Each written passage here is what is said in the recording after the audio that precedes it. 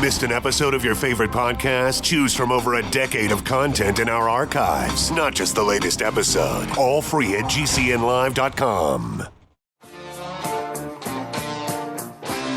This is your call to action. Get prepared, America.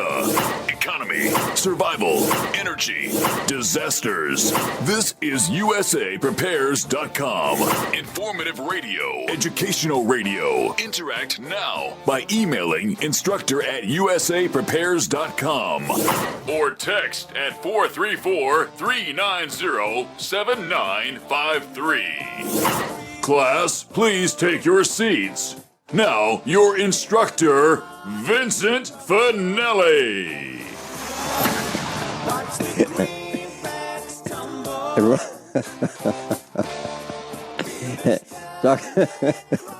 Dr. Shealy, are you blessed? As much as you are, but I'm blessed.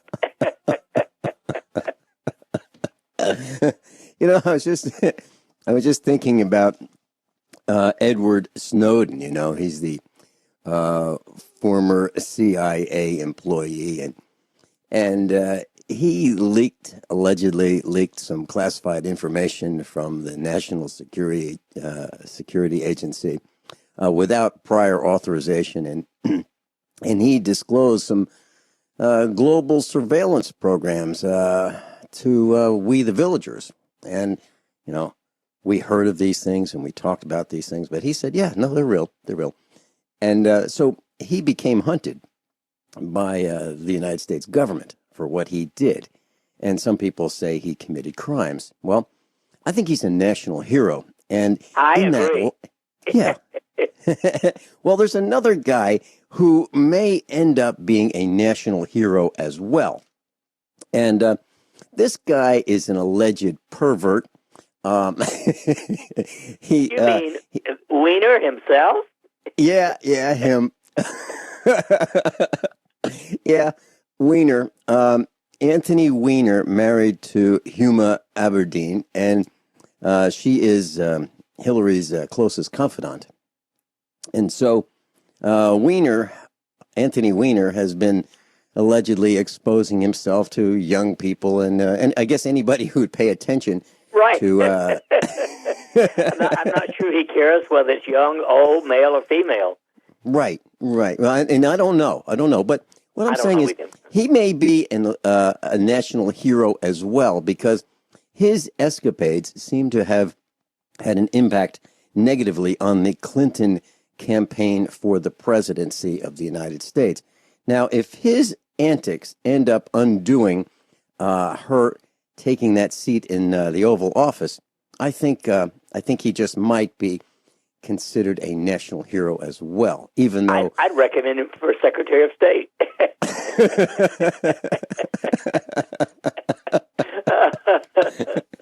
So I was just thinking about that, and it's interesting how at the last minute this dirt is having such an impact, and we knew this for years.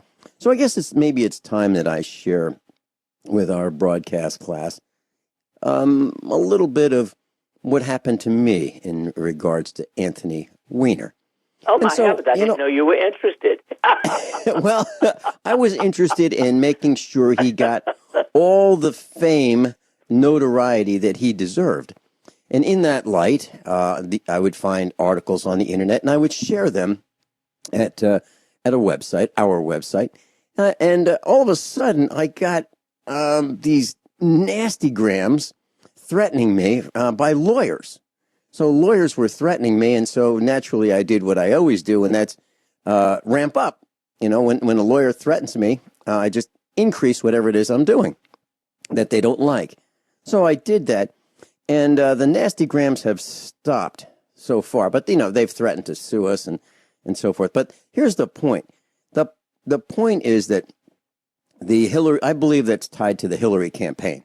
Because who cares about Anthony Weiner, except for the fact that he's tied to his wife and who's tied to Hillary Clinton. So the Clinton machine, I believe, is doing everything it can to silence any negativity that they have caused. And we're not causing the negativity. We're just making sure that that they get all the credit they deserve by sharing it on the internet. So we didn't cause it; they did. So I'm totally with you. I think it's wonderful. I mean, it's just such a small part of the whole evil empire of the Clintons but it needs to be talked about, voted against, et cetera, et cetera. Yeah. And, it'll be a happy day in America for those with brains when they find out that if we find out that Hillary has not been selected to further destroy the United States of America. Wouldn't that be wonderful? Well, I pray that she goes down. I'd like it to be a landslide in the other direction to prove just how bad she is. But I would settle for one vote. Yeah. Dr. Shealy, we're getting calls from all over the country. I don't doubt people, it. People who listen to us are in general attuned to the same thought. Well, yes, and the calls are in sync with our way of thinking, and people are very concerned. I'm talking about people who listen to us on the radio, students, instructors, people, even people I meet on the street, if you will, are very, very concerned, and no one. I haven't met a single person yet in the last several months who thinks that everything is going just splendidly. People are afraid. They're afraid of collapse. They're afraid of absence of health care, doctors, and so forth. Everything you can think about that they enjoy in their lives, they're worried about losing that. Well, if she is elected, I honestly cannot see how we can avoid a civil war. Yeah, I mean, a true war. And many people whom I chat with, I don't go, hey, let's have a civil war. I mean, I'm not doing that. Or let's have a revolution. I'm not doing that. But people are saying to me, I think this is going to happen. They're suggesting that it's a real, serious, distinct possibility that we will go that way because of the kinds of corruption that we see. And how is it possible that a serious candidate such as Hillary Clinton, when I say serious, I don't mean that, I mean that she is a contender for the presidency. Elected by the leftistas to this position, right? Right, and you have to wonder. Her friends are people like Barney Frank, who's a pervert in his own ways. We've got Anthony Weiner. I mean, how can somebody be associated? And who is a greater pervert than Bill Clinton? Well, yeah, there you go. I mean, come on. Weiner is a small fry compared to Bill Clinton. Right, and allegedly there's this young man who claims that he is the son of William Jefferson Blythe Clinton, and he wants a small piece of Monica Lewinsky's blue dress to prove to prove unequivocally he's as off as his father. He wants to prove that genetically that Bill Clinton is in fact his father. And now it's unbelievable. It's unbelievable that we are in this state of affairs in the United States, that we would even consider someone like in the Clinton family again after all the scandals. And how is it possible that Hillary could not be tainted by the antics of Bill? How would that be possible? It's not possible. No way. So, Dr. Shealy, do you have an event tonight in Springfield? I do. I'm going to teach people how to use their own brain to control pain that, not for some immediate urgency that needs medical care, but for the aftermath of continuing pain. You bet. Interestingly, somebody from our show from Alton, Illinois, sent me a note. They're driving over for it. Isn't that great? Isn't that great? We have students who call the house and they say, "Hey, listen, I'm going to be in Missouri. I'd love to come and visit you." And it's really nice. It's nice when people are actually paying attention and they think that maybe we're worth spending some time with because they can learn from some of the things that we say, do, and show. And I think that's wonderful. So that's great. So that's tonight. Is that 6 o'clock to 7 p.m.? 6 o'clock at the Doubletree on Kearney and Glenstone. Yep, in Springfield, Missouri. Absolutely free. And you'll be in a theater. Dr. Shealy and I have broadcasted there together, along with Dan Swindell, and we broadcasted live on KWTO one afternoon, and it was really fun. And it's a small theater. It holds about 100 people, and it's very, very comfortable. It's like going to a movie theater, and I think you'll love it. So if you get a chance, that's tonight. Tonight, 6 to 7 p.m. at the Doubletree in Springfield, Missouri, and that's November 2nd. November 2nd, tonight. Okay, Dr. Shealy, I had an experience I'd like to share with you. I was traveling about 1,100 miles to go to. I decided to go to my high school reunion, 45th high school reunion, and I didn't make it, but I got close. I got within an hour and a half of there, and then we had a massive hydraulic leak in our car, and I ended up spending 2 days at a rest stop in Maryland, and it's called Maryland House. And Maryland House just went over, I believe, a $30 million renovation at Maryland House, and it's a huge complex. And the point I'd like to discuss with you is two things. One, Maryland House has done away with urinals that flush with water. Now, to describe this, and I don't want to be too graphic, class, but I'd like to describe this for medical purposes and health purposes. The urinals along the wall are similar in design to a 5-gallon bucket, and they taper off to an air trap, if you will, or a gas seal, if you will, which is filled with some clear liquid that is lighter than urine. So when you use this urinal, the urine goes down the side of this porcelain, we'll call it a bucket, but it's a urinal, and there's no water used at all, no water anywhere involved in the flushing of this. And as a matter of fact, you cannot flush this. And I'd like to ask Dr. Shealy, what about disease potential in this kind of an environment when we come back? Class, Dr. Norman Shealy's with us, and if you'd like to call us, 866-582-9933, 866-582-9933. And if you'd like to listen as you travel, 605-477-3249, 605-477-3249. By the way, Dr. Shealy, a lot of broadcasters on alternative media use Skype. We don't, unless I'm connecting to another network. If I connect to Republic Broadcasting and am a guest there, I might connect via Skype. And I sometimes communicate with those overseas via Skype. Well, so now I got a message first time, and it says, sorry, we could not connect to Skype. Please check your internet connection and try again. And then there's a retry button. Well, it's not me.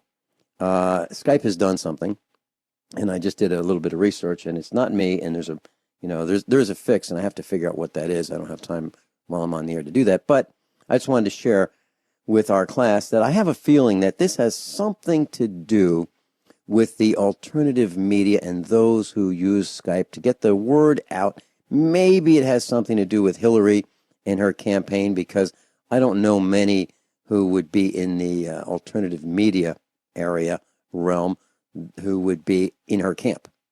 So this may be just one more way of silencing those of us who don't approve of her husband, her family, her foundation for Her their life. ilk. So, right. So I just wanted to share that. So, Dr. Shealy, I was at this Maryland house, and it's in between like a wide strip of land between the north and southbound lanes of Interstate 95, and they have these urinals along the wall, and they look like the size of 5-gallon buckets. Now, there's some physical problems with this design. One is there's no water used at all in the flushing, because there's no flush handle, there's no flush button, there's no flush sensor. There's nothing that determines whether someone is using the urinal and automatically flushes for them, because maybe they can't remember to flush the urinal, the way we used to. But there's no water used at this thing at all. And it's the size of a 5-gallon bucket. Now, these, we farmers use these 5-gallon buckets for all kinds of things like hydraulic fluid, and maybe we buy 5 gallons of motor oil at a time. And so we use these buckets. And I'm trying to describe the size of this thing. And you can't get that close to it because it's not shaped for a man to walk up to this thing and get close, because it's like the size of a 5-gallon bucket. So naturally, gravity is ever present, and there's drop after drop, and actually it's more than a drop. It's like puddles of urine right below this urinal where, whoever is using it seems to miss. Well, I'm concerned about that, because you're pretty much going to be standing in urine and track that everywhere you go until it dries up. You made me wanted to go outside as well. Already. Well, well, I'm thinking, you're at this urinal and you look at this puddle and you say, well, you know what? I don't think I'm going to get too close. So I'm going to do a long shot, maybe from 2 feet away. And that with a few dribbles in between. Well, that might work, for part of the process. But, at the end of the process, there's going to be a trail from the urinal to right between where the guy's legs are or feet are. So it's not. This isn't going to work. Yeah. So, I don't want to be too graphic about this, but what I do want to do is underscore what a ridiculous design this is. So then they have, in order to compensate for this, they have a staff.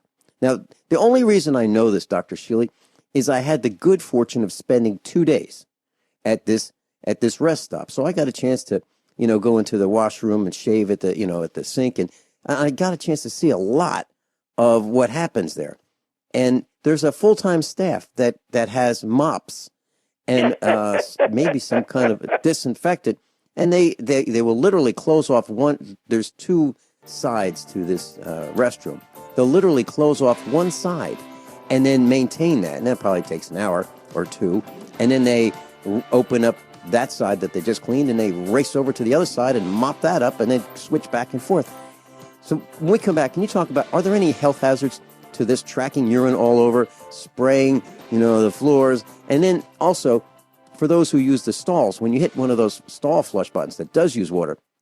Class, Dr. Norman Shealy's with us. NormShealy.com, NormShealy.com. And that's where you can sign up for the same free newsletter that I get multiple times per week.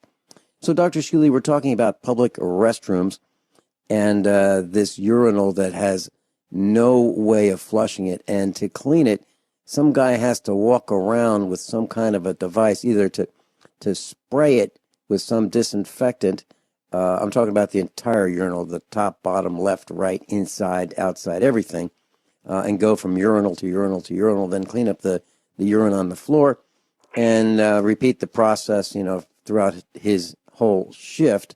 And then, so do you think that there is an increased risk of transmitting disease by standing in urine using this type of a urinal, or is it? Yeah, no question about it. Any way you look at it, if you get urine on the soles of your feet, or shoes, it's going to come up on your shoes to some extent, and you have to put your shoes on, and you can't put your shoes on without touching them. Right, and shoelaces sometimes drag, on the sides of the shoe. So then you get. I consider that a public hazard. Well, the government of Maryland, it's maryland.gov, their website has this Maryland house. So, class, if you want to look at it. Now, I'm not so sure that they feature images of these urinals on their website, but they do talk about, proactive ecology. They do talk about that. And actually, this Dr. sounds to me Shealy, as if it uses a lot more than the water to flush a urinal. I mean, if they've got to clean the floor several times a day, probably minimum, it's hardly what you could call green. Oh, no, I'm thinking hourly, Dr. Shealy. I think they clean it about that's literally hourly. That's 10 times more expensive than having water flush the urinal. Mm-hmm. And so here's the next question. This would be asking you for medical advice, if you will, for using a public commode. Now, when someone flushes one of those commodes, typically, if it's not one that automatically detects that it should be flushed, if it has one of those flush handles that some people might press them with their hand. I wouldn't even think about that. Well, I try to lift my foot up to press those. Yeah. Now, when you do that, that means it's pretty hard to not face that commode. And those things have a high-pressure water jet that swirls that water around and cleans that commode. And I'm sure there are there's a mist of whatever was in the toilet that becomes airborne and hits you, sprays a person. You just don't see it. I think that's what happens. Is there a concern with using public restrooms, Dr. Shealy? Oh, yes. For that I have for that to say reason. that I have to be in serious dire to consider using one. Mm-hmm. Okay. All right. So, class, and maybe here is the answer, or partial answer. Make sure that you are ready to get out of there when you hit that flush handle, and try not to face. Really, have the door open and be ready to sprint. Yeah.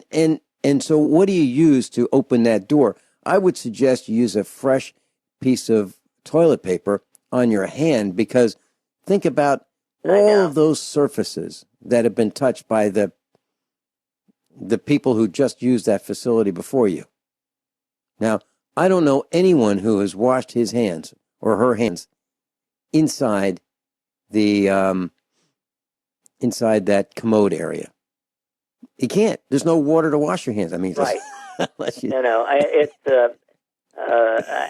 consider the whole public restroom repulsive. Okay.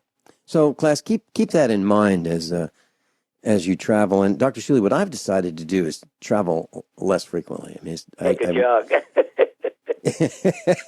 Well, seriously, I've decided that I really don't want to travel as much as I have, and I really don't want to eat at restaurants very frequently anymore. I just want to go back under my rock here. Mrs. Finelli said that no one used to know who we were, and we were, we just weren't known. And sometimes I really want to go back under that rock where we weren't known. I want to stay home, Dr. Shealy. That's what I want to do. I want to stay home. I agree. That's just one of the many, many problems of travel. Mm-hmm. Now, you had mentioned pain.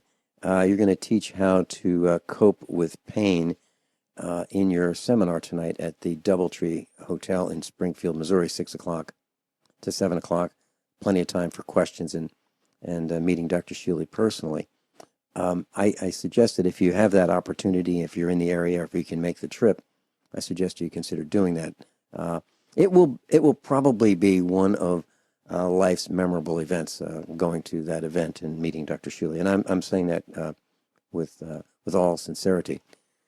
I remember you talking about this several times on the air, Dr. Shealy, managing pain and putting yourself in a place mentally where you can deal with pain. And I remember not too long ago being in the dentist chair. And I really love my dentist. His name is Dr. Howard Shayne. He's a USA Preparedness instructor. Those of you who have been to the the Get Prepared Expos and gone to his seminar, you know who he is. He's the dentist who will say, in the front of a seminar, he'll say to his new patients, "Okay, this is not going to hurt me."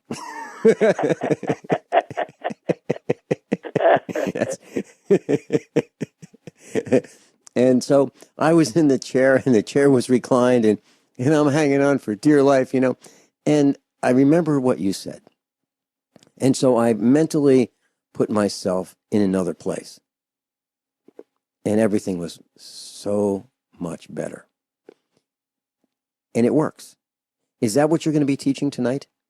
Yes, that kind of thing. There's several of these mental imagery things that one can do to detach from what's going on around you, and we'll play with those. I don't mean that in a facetious way. I think exploring this should be fun, not work. And, I don't know anyone who really looks forward to being in the dental chair, really. Even if you have a wonderful friend who is your dentist, and even if you have the, an extremely competent dentist, it's still open wide, and then you hear the sound of the drill, and you get the Novocaine, and it's not all that pleasant. But literally, I can tell you that I put myself in another place, and it was fine, and before I knew it, it was over. So it was great. It was great, and so that's. I think if you can, class, please try to meet up with Dr. Shealy and learn how to do this. So, Dr. Shealy, when I was, and by the way, there's no charge for tonight's adventure. Seriously, learning adventure. It's an educational adventure. And if you start your own business and you consider this an educational adventure, the travel at around 56 cents a mile to there, from there, and if you grab a bite to eat, all of that is tax deductible if this is an educational part of your business. So consider that, please. Dr. Shealy, when I was stranded at Maryland House, and I noticed in the restroom they didn't have a fan. I mean, they didn't have a window, so they had a fan blowing air around, just circulating it around. And I noticed that the fan was colored white, but the blades of the fan and the grill of the fan had this black dust stuck on the surfaces, the cage, and the fan blades.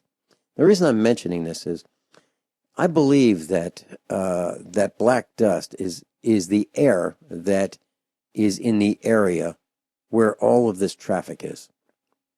The diesels going up and down the highway, the diesels refueling at this rest stop that had fuel stations, and the brake linings that become airborne as we use our automotive and truck brakes.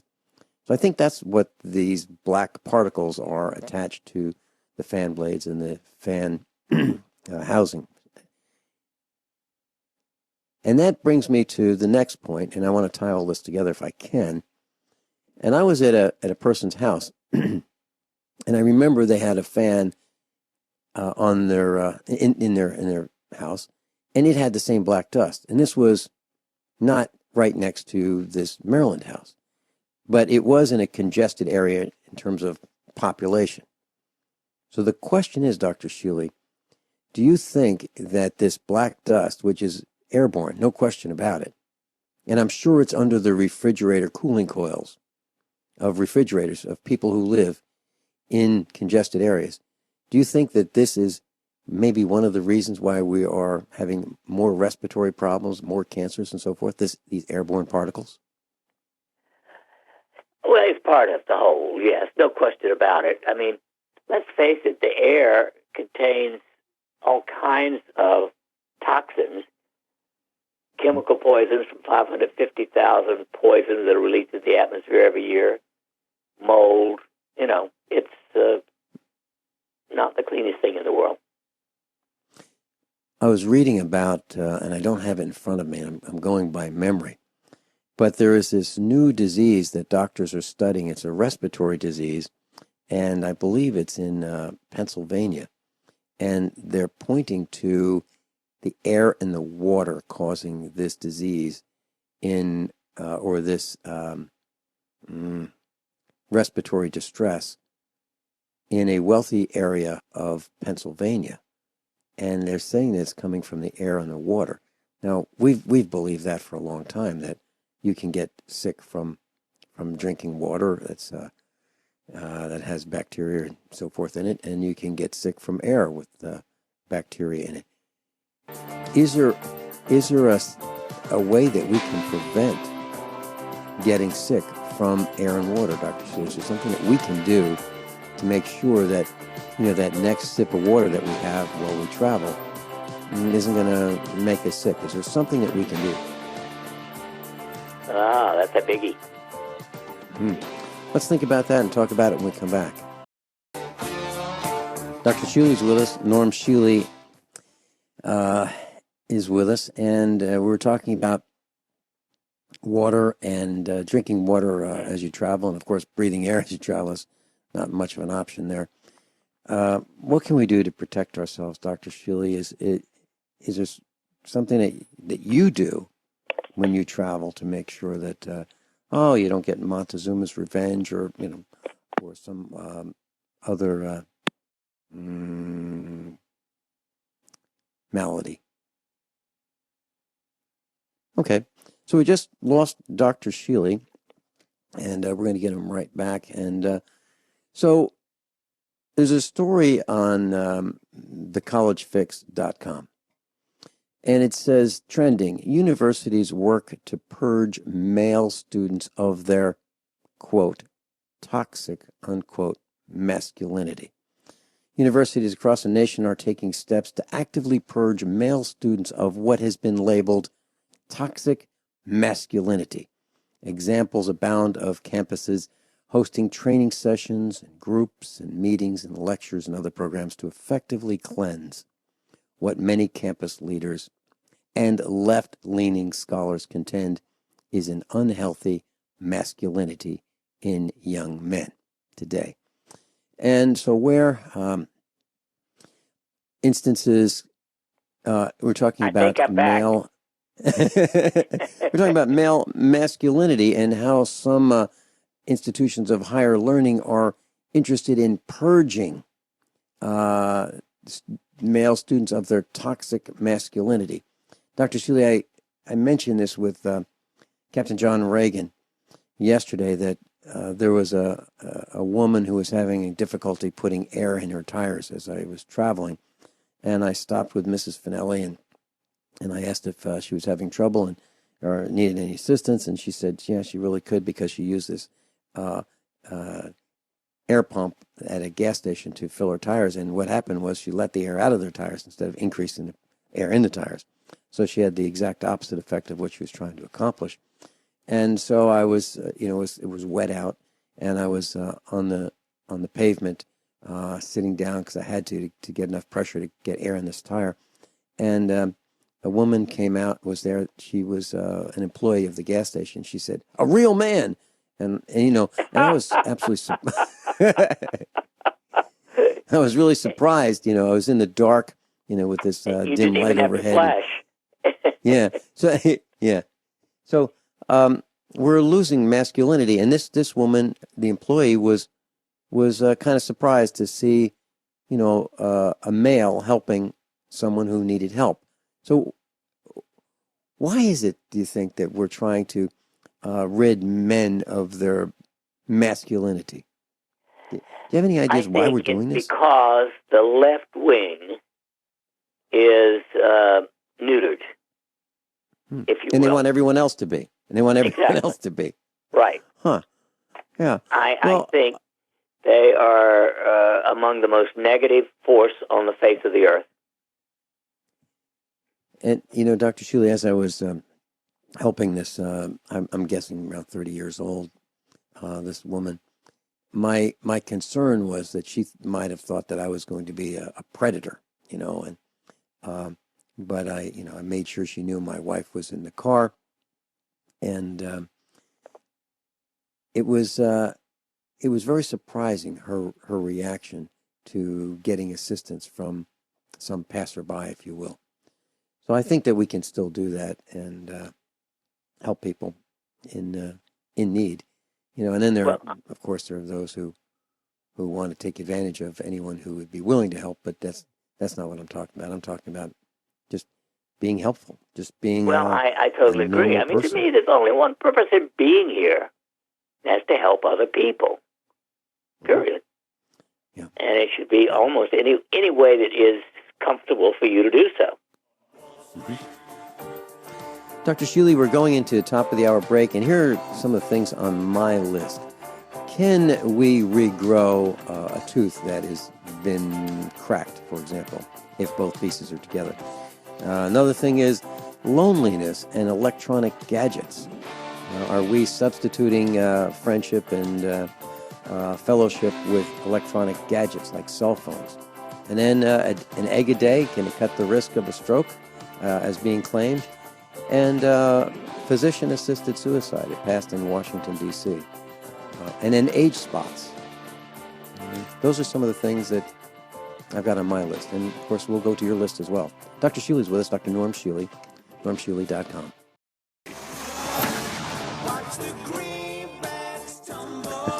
Everyone all set? Cocked? Locked?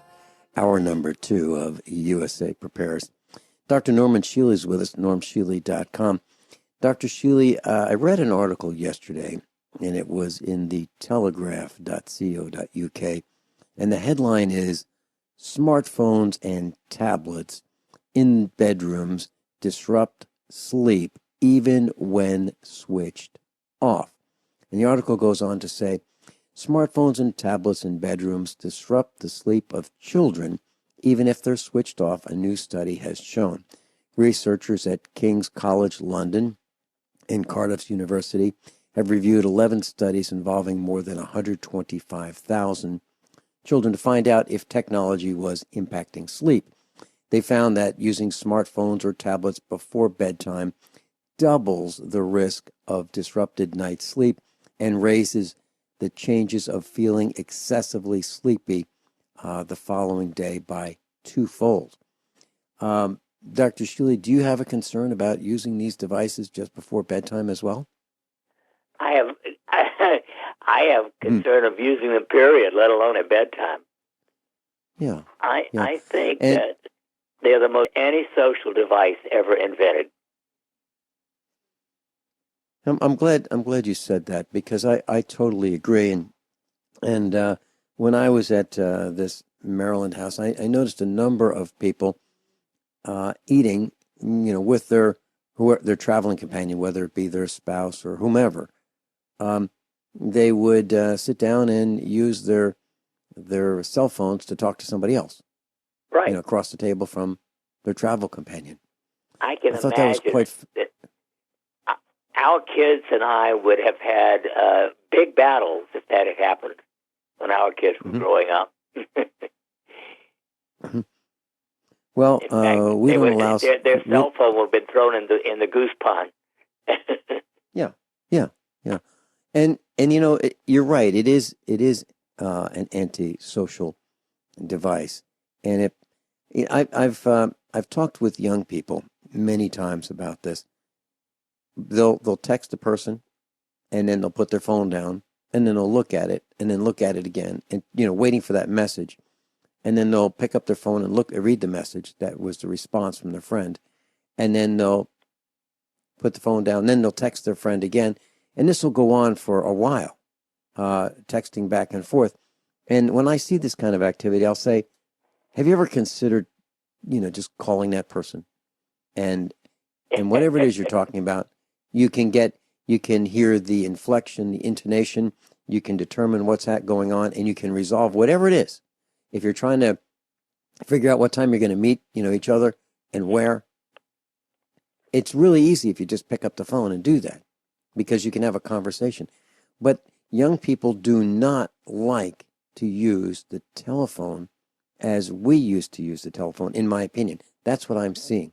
I'm seeing there is a distance that they're putting between them and their friends.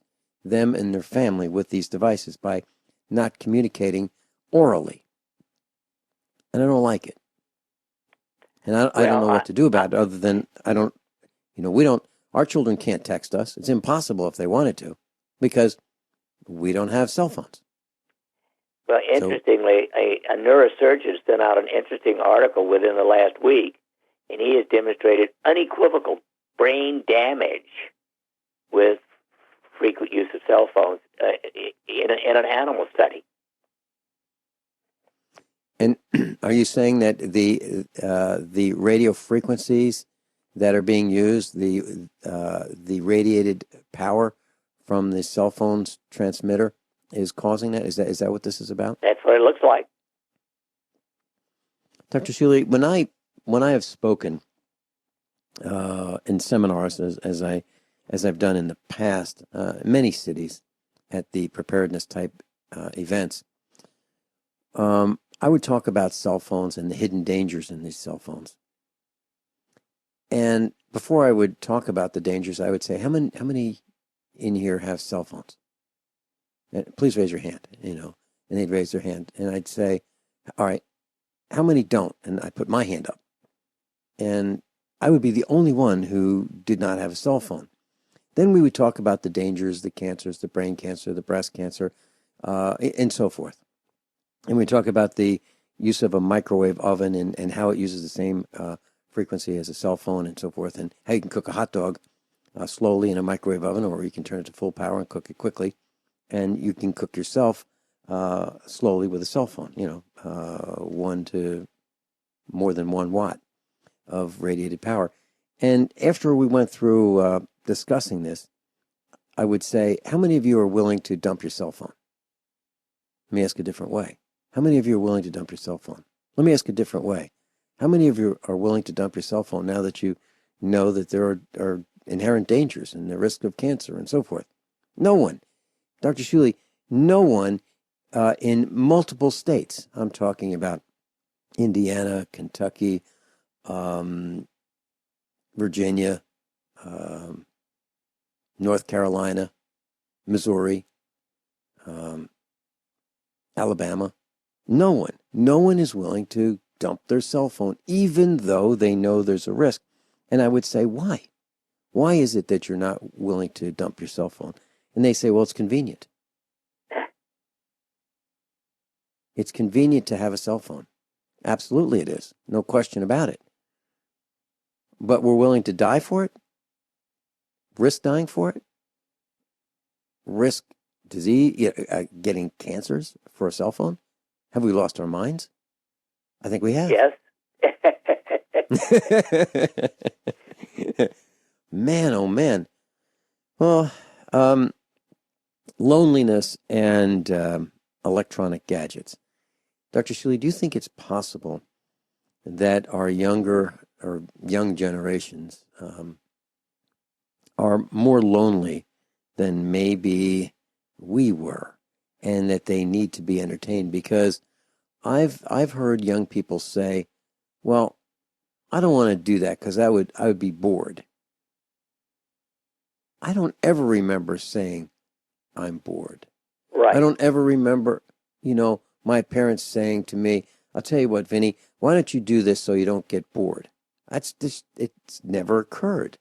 But I believe young people, more than we'd like to think, are using their electronic communications gadgets as a way of replacing interaction with others. And I think they might even have a fear of being bored. And this constant contact with other people lets them think that they have some kind of a social attachment to the world that they need to have constant reassurance of by looking down at their cell phone and communicating back and forth many, many times more often than you or I would when we were their age. Am I making any sense, Dr. Shealy? Absolutely. Well, remember that this equal essentially to conscientiousness, which is organization and responsibility, is a network of friends. And a network of friends means people that you talk to, not people to whom you text. There's nothing friendly about texting. Mm-hmm. Are you seeing in your practice, without being specific, of course, in general terms, are you seeing an increase in discussion about loneliness and about just not being part of a social network? Is that a concern of people with whom you interact? It's not generally expressed in those terms. It comes out only when you look at their anxiety and depression scores, which we do check for. So, is in your discussions, do you talk about these electronic devices, these cell phones, and frequently? Okay, can you describe that kind of discussion? When the phone rings in the middle of my conversation with them. Yeah. Wow. So I can just see being in Dr. Howard Shayne's dental chair with a cell phone. Excuse me, get your hands out of my mouth so I can listen to my phone. Dr. Shayne, I got to take this call. Right. Jeez. So this happens in your office during consultation. A 77-year-old woman. She apologized. She didn't take the call, but the phone did ring, and she looked at it. Wow. Well, the constant contact is something that you had mentioned. That you I think the words that you used is that you do not want to be on tap 24/7. I think that's a great way of describing it. Not being on tap at someone else's call. So, class, you can take yourself off being on tap, and I have, and it works really, really nicely. It's nice being in a vehicle traveling and not having to take phone calls while you're traveling. It's really nice. It's really nice being able to talk with your spouse. It's really nice being able to communicate with your friends without being interrupted. As a matter of fact, when our friends come over to our house, they know to leave their cell phones in their car. And it's really nice. It's 1950, it's 1960 right here at the farmhouse. Dr. Shealy, Alzheimer's, it keeps rearing its head in the news, and it is becoming, more discussed every day. What is Alzheimer's? What actually, do we know what causes it? Nobody knows. The evidence is strong to me of several factors. To me, one of the most interesting studies took place, I think, over 30 years ago. It was looking, we'll talk about it after this. Okay, Alzheimer's is coming up next with Dr. Shealy. What is it? What does it mean? What's the outlook? What's the prognosis? I've seen some of the effects of Alzheimer's, and they're absolutely devastating. Like forgetting how to chew. Literally. We'll be right back. Class, Dr. Norman Shealy is with us, medical doctor. NormShealy.com, NormShealy.com.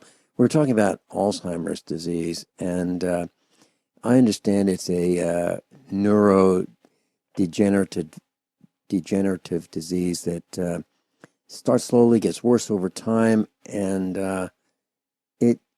it's pretty devastating to the family and of course to those afflicted. So, do we know what it is, Dr. Shealy?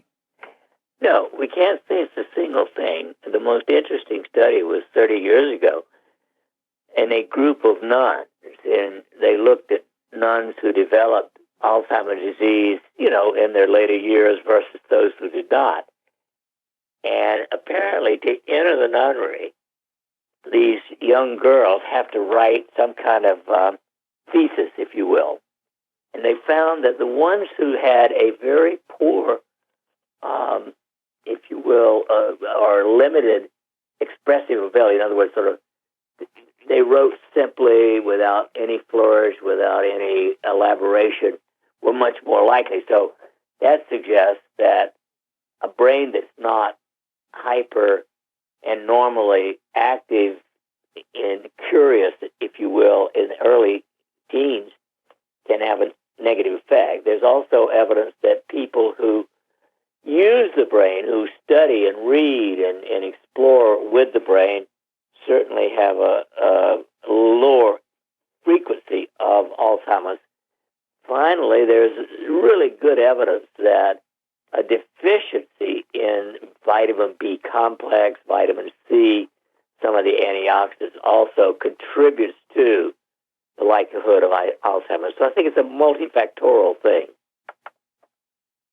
Well, that's good news for our class, Dr. Shealy, because I think that we have some of the best and brightest on the planet in our class here, and I'm sure that we read more than the average. So I think that that's wonderful, and I'm sure we take supplements as well.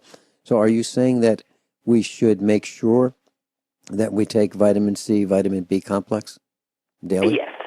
In my opinion, because of the increased toxicity in the air all around the world, from the 550,000 poisons that are released by industry every year, I believe that the intake of the basic B1, B2, B3, B6 is probably between 15 and 20 times as high as it was 60 years ago in order to protect you. And I mentioned during hour number 1 that I saw this black dust on the fan blades at Maryland House on this air circulating fan. And I can tell you that we have I built a what would you call it? A central vacuum system for our house. And I ran the plumbing years ago. And when we empty the vacuum canister, the dust that it picks up is tan colored.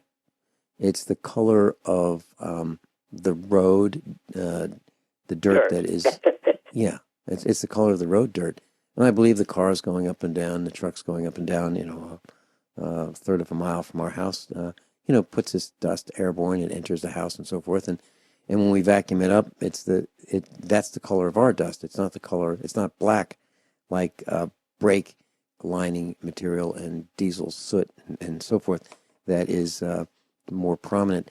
And so I guess what I'm saying is, should we use an ionizer in our house that would ionize the air to cause these particles to fall down and form dust on the floors and other flat surfaces, rather than have it stay airborne longer and be more likely to be inhaled? We have one of those. Actually, we have 3 air ionizers. Now, here is a place where I would get out my Gauss meter. Okay. And I don't know where the ionizer thing is, but I would walk through the house with my ionizer to see whether, I presume it might be on a lower level, a basement sort of thing. Mm-hmm. Yeah, we have 2 of them in the basement. I would want to walk especially over that area. With the gas meter. How much radiation it's putting out. That's a really good point. And hopefully, I can't do it right. Well, maybe I can. We got a break coming up. Maybe I can run around and check that out before we come back. Dr. Shealy's with us, normshealy.com. Dr. Shealy and I are talking about an air ionizer, and I mentioned that we have 3 of them in our home. And so I just ran down to the living room where we have one of these ionizers in the corner, and it's been sitting there for about 11 years. And it just has no moving parts, and it has it would look like steel wool, except it's brass, and the negative ions come flowing out of that brass wool, if you will. And I measured the magnetic radiation from it in the 0 to 3 range of the tri-field meter. It's a model 100XE. And what I found out was that the electromagnetic radiation from that air ionizer is about the same as I measured from a wall outlet that had no device plugged into it. So at this point, Dr. Shealy, I'm not very concerned about that. Are you? That sounds excellent. I have to admit, my tri-field meter is one of my favorite gadgets. Mm-hmm. And what I'll do is I'll post a link on the website to where you can get a tri-field meter. Mine is model 100XE, and we've had the CEO of the company that manufactures these on the air with us, and we'll see if we can do that again as well. So what happens, Dr. Shealy, as I've probably had this air ionizer for darn close to 30 years, the one that's in the living room. It just sits there. It uses very little electricity. There's no fan. It just pumps out ions, negative ions, and they attach to these dust particles, and it causes them to fall down. So, I kid Mrs. Finelli every once in a while, and I'll say, we need to get out that rake and do some dusting in our house because it causes the dust to fall down. And it makes our house probably look more dusty than houses that may not have one of these ionizers. So, Dr. Shealy, Washington, D.C. has the city council in Washington, D.C. voted to legalize 11-2 in favor of physician-assisted suicide. Now, they call this the Death with Dignity Act, and it allows doctors to prescribe lethal drugs. Patients must be mentally sound with less than 6 months to live. Now, how does somebody know that a person has less than 6 months to live? I don't know. Is that something a physician... Do physicians know exactly? You're giving them godlike power that they do not have. Mm-hmm. Yep. Number one. Number two, there is no circumstance under which I would consider prescribing such a drug. Mm-hmm. It's just not. It's not compatible with the Hippocratic oath. It's part of the Hippocratic oath. Mm-hmm. Mm-hmm. And isn't this analogous to saying, listen, I'll tell you what, here's a revolver. Go shoot yourself in the head. Be sure to aim properly. Isn't that tantamount to doing that, Dr. Shealy? Of course. Okay. It's quicker than the drug. Yeah, could be. It says patients must be mentally sound with less than 6 months to live, and they must be able to feed themselves the life-ending medication. Feed themselves. Well, what do you expect coming out of D.C.? Yeah. I would. San Francisco. Unbelievable. And there's an image, I'll try to post this on the website as well, usaprepares.com. There's an image of it looks like a woman with younger hands holding a person that has, more aged skin, holding this person's hand. And it looks compassionate, but they're talking about killing someone. Literally, that's what they're talking about. And it's interesting how images can be used to make things that are pretty heinous appear to be okay. Gosh. So that's Washington, D.C. City Council members voted 11-2 in favor of physician-assisted suicide. Class, I just want to tell you that there's some upcoming events this weekend. A gun show, if you need to top off your supplies, get some ammo. By the way, I saw 22 long rifles for sale in Walmart in Virginia. They had 6 boxes. Can you imagine that?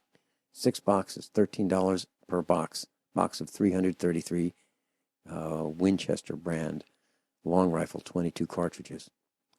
They were gone within like a minute. The lady behind the counter said that they usually don't last one day. When they do get them, they're gone within a day. That day, the day they receive them. Little Rock, so arcade gun shows. Little Rock, Arkansas, Oklahoma City. That's November 5th and 6th. Little Rock, Arkansas, Oklahoma City, Somerset, Kentucky, Marietta, Georgia, Kingsport, Tennessee, and Lebanon, Missouri. That's November 5 and 6 for your shopping pleasure. And some people think that going to a gun show is like going to the pre-election gun, ammo, and accessory sale, because should Hillary become elected, many believe that the prices will skyrocket. So if you believe that Hillary may be selected as the CEO of corporate USA, you might want to top off your supplies. Buy a cannon. I know a guy who had a cannon, and he had a neighbor he didn't like, and so he used to make these projectiles out of soda cans. He'd fill them with concrete. It was a Civil War era cannon, and he would fire this cannon not exactly at his neighbor's direction, but near there, and just the sound of it would tame his neighbors into being more civil. Let's see. So we talked about physician-assisted suicide. I read a post about eating eggs, and it says eating one egg a day cuts the risk of strokes by 12%. Now, why would eating an egg not be a really good thing to do, Dr. Shealy? Well, I've said that for the last 50 years, but I think 2 eggs is better than 1. Mm-hmm. Okay. I tried to find out, and I couldn't find anything that related directly to 2 eggs versus 1. Mm-hmm. But it clearly says that 1 egg a day, eaten at breakfast, by the way. They also emphasized eating it to start the day. Mm-hmm. It reduces the risk of stroke by 12%. It also reduces the risk of heart attack. Well, so as a great food, isn't an egg an almost complete food? It is probably the single most complete food. Okay, and I know that as people get older, their taste buds seem to change, but they will, generally speaking, eat scrambled eggs. And I've seen this in our family, and I've seen it, in my wife's family as we get older, we seem to depend more on eating eggs, and I guess it's a darn good thing. So is there anything wrong with eating a scrambled egg, Dr. Shealy? Well, I'm glad you brought that one up, because there is some evidence that keeping the yolk from getting hard improves the lecithin and the cholesterol absorption. Mm-hmm. So, although I love scrambled eggs with almost anything else in them, if I'm eating just eggs especially, I choose to do it sunny side up or over minimum light, because I do like to get that runny yolk. But hey, halitosis better no breath at all. Eating the egg is what's important. Okay. And then what about the oil? If a person, here's what I do, and please critique this. What I use is a small frying pan, cast iron, and I'll put some extra virgin olive oil, small amount in there, to have the egg not stick. And I'll scramble the egg, but I'll mix a small amount of milk in with the egg. Yeah, and I actually use powdered milk. I'll mix that with a little bit of ProPure water. Mix that in a cup, for example, and then maybe like 3 tablespoons full, maybe 4 or 5. Add that to an egg or 2. Scramble that, and then when the pan is hot, the frying pan, which is a cast iron frying pan, I'll fry the egg in, and with a stainless steel spoon, I will move the egg as it cooks so that it doesn't burn, and then I'll put that on a plate and I'll eat that. is that an acceptable way? I don't like them as runny as you might, but is that still acceptable? And I don't let them burn as well. No, I agree. I think a great deal of what's there is the white protein is actually the protein that is the best for you. The egg yolk has, of course, essential fatty acids, some lutein and stuff like that also are excellent.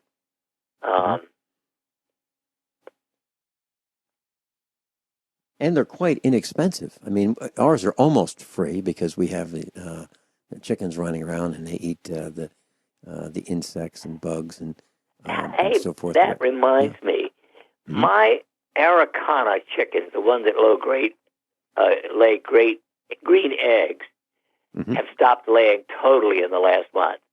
And they're only a year and a half old. I've never had chickens wear out that early. How are yours doing? Ours, we have some that are, I think, going on 4 years old. Oh, you're kidding. And no, I'm serious. And they're doing really well. We have Cinnamon Queen. They're kind of an orangey red. And when we come back, I'll tell you a little bit more about how we raise our chickens and what they do. We'll be right back. Dr. Norm Shealy is with us. Dr. Norman Shealy is with us, normshealy.com, and you can go be with him tonight at the Doubletree Hotel in Springfield, Missouri. That's tonight at the Doubletree. Tonight is, November 2nd. November 2nd, tonight at the Doubletree, Springfield, Missouri. No charge. Dr. Shealy, chickens go through a period in the winter when egg production slows. Some cases it stops altogether. And the reduction in production is driven by a decrease in daylight and molting. And molting is the process by which chickens replace their feathers. And there's a biological process where resources are diverted from egg production to feather production. So they may lay fewer eggs or stop. I wanted to share that with you. And the type of chickens we have are Cinnamon Queen, and we have another type called Barred Rock. And the Barred Rock are black and white, and they're also called Barred Plymouth Rock chickens. They're called Plymouth Rock, and they're called Barred Rock. They weigh about almost 10 pounds. They are great for meat as well as eggs. They work really well, and they hunt bugs, which is really kind of wonderful. So that's our quick thumbnail sketch on chickens. Kyle in Montana, welcome. You're on with Dr. Norman Shealy. Yeah, good morning, Vince. I was just going to tell Dr. Shealy what we do and might be able to help him out a little bit. When I wired my chicken coop, I put 2 sets of lights in. One set goes to a timer where I keep the light on. I wake them up at like 5 o'clock in the morning with daylight type bulbs.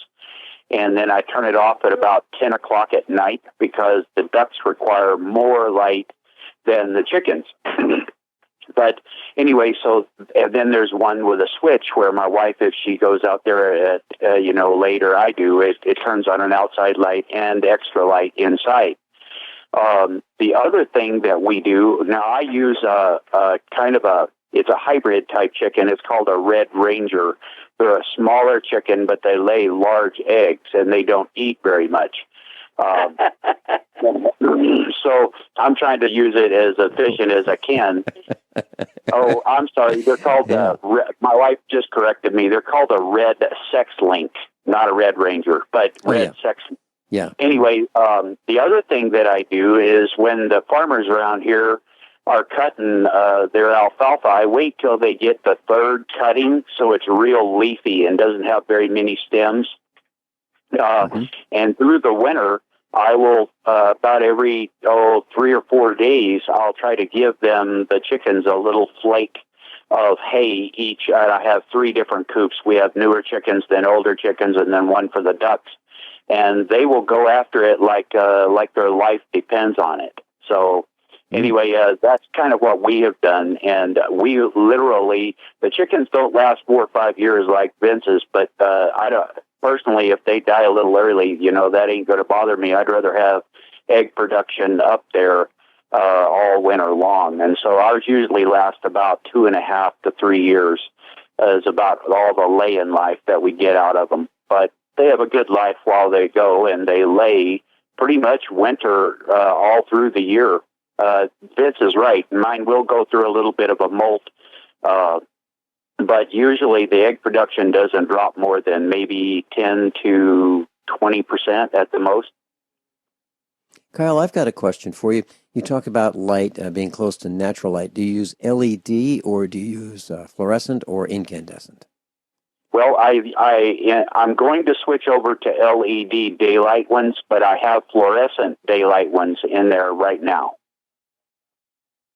Okay. And that worked fine last year. Do you think that the reason that your chickens may not last as long as ours is because of the temperature in the winter? Do you think that's what might be part of it? Well, I'm sure that's probably a good section of it, yeah, because we'll hit 20 below, at certain times. But we usually just leave them inside when that's the case, because they'll, chicken body temperature is like 106. Mm-hmm. Do you make your own chicken coop, or do you use things like rooftop car carriers and things like that? I made an insulated coop for them. Yeah, it has a R19 roof and a R13 walls. Wow, Taj Mahal. Yeah, that's great. Kyle, thank you so much for being with us today, calling in. Sure. Kyle's a USA Preparedness instructor. Dr. Norman Shealy's with us. Dr. Shealy, thank you so much for being with us. Hey, thank both of you. Have a great day. You too. Bye-bye.